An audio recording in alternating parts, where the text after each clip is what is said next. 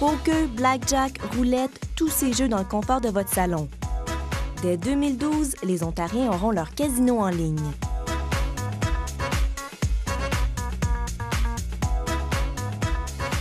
Just an important part of our business for the future, and if we're going to stay healthy as a business and continue to generate revenue for the province of Ontario, then we need to have a channel that's on the Internet.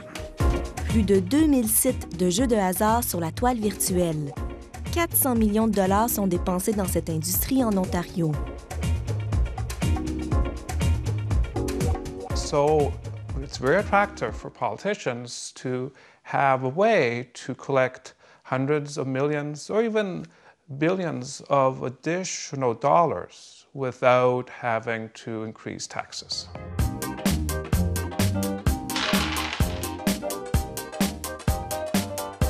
Présentement, le jeu en ligne est contrôlé par des entreprises illégaux.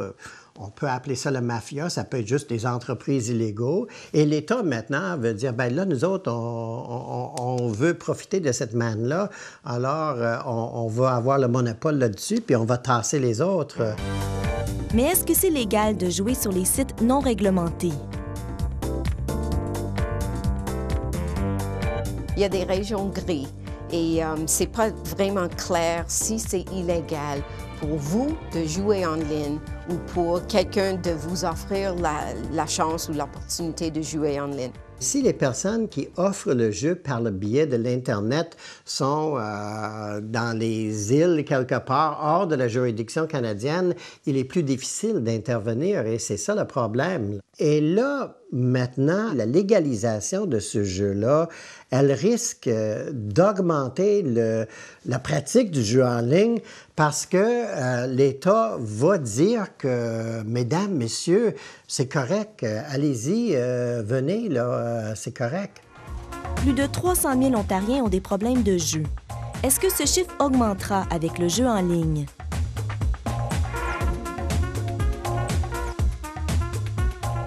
It's very hard to tell what impact it will be on people with problems. At this point, it's speculating about something that might happen in the future, and you know, that's a really difficult thing to say.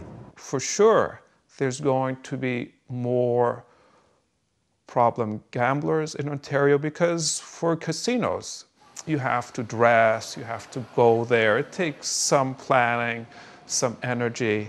For online gambling, you could do that from your basement at any time at 5 in the morning. L'accès va devenir 24 heures sur 24, 7 jours par semaine.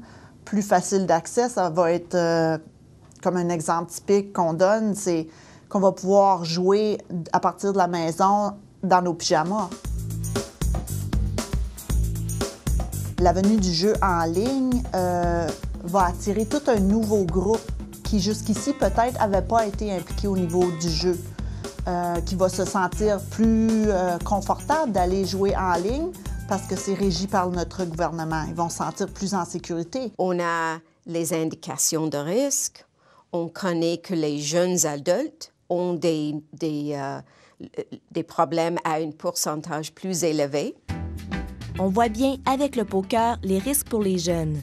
Près de 40 des jeunes adultes de 18 à 34 ans jouent au poker pour de l'argent. J'aime faire les choses que je suis en contrôle. Et en poker, je suis en contrôle tout le temps. Michael est un joueur professionnel de poker.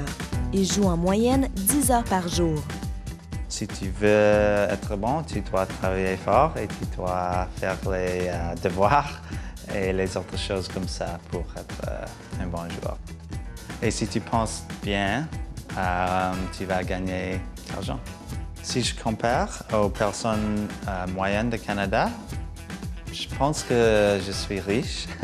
Mais tous ne sont pas bons joueurs et il y a des risques de tout perdre. C'est pourquoi la Société des loteries veut développer un site responsable avec des limites de jeu. Le gouvernement a décidé que ce ne serait pas possible de jouer anonyme.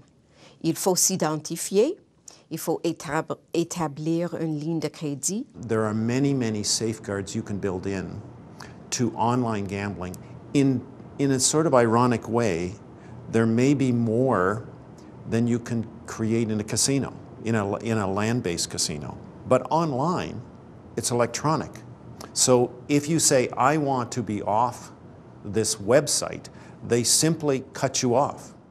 Mais il n'y a rien qui empêcherait cette personne qui a développé la dépendance d'aller voir sur les sites aujourd'hui illégaux pour continuer à jouer. Et l'État va avoir été responsable pour le développement d'une pathologie chez cette personne-là. Il y a à peine 20 ans, il était encore illégal de jouer au casino en Ontario. Aujourd'hui, en un seul clic, on peut gagner le gros lot ou perdre toutes ses économies. Ontario Lottery and Gaming, like every other business, has to adapt as new channels and new technology informs the marketplace. So all businesses that deal with customers have had to deal with the internet. So this is just part of our natural evolution as a gambling operator. On ne pose pas la question au préalable, est-ce que c'est bon ou mauvais d'aller vers ça? On dit, on y va, puis là, on ajoute des mesures de protection en disant, vous voyez, on est quand même responsable. Mais si fondamentalement, c'est un choix nocif, néfaste, à ce moment-là, il ne faut pas prendre cette décision. On ne peut pas arrêter le jeu en ligne. Ça existe et les gens jouent. La question, c'est si le gouvernement le montre, est-ce que ça va changer les normes et est-ce qu'on va avoir plus de problèmes, plus de gens qui jouent en ligne et plus de problèmes? Ça, c'est la question.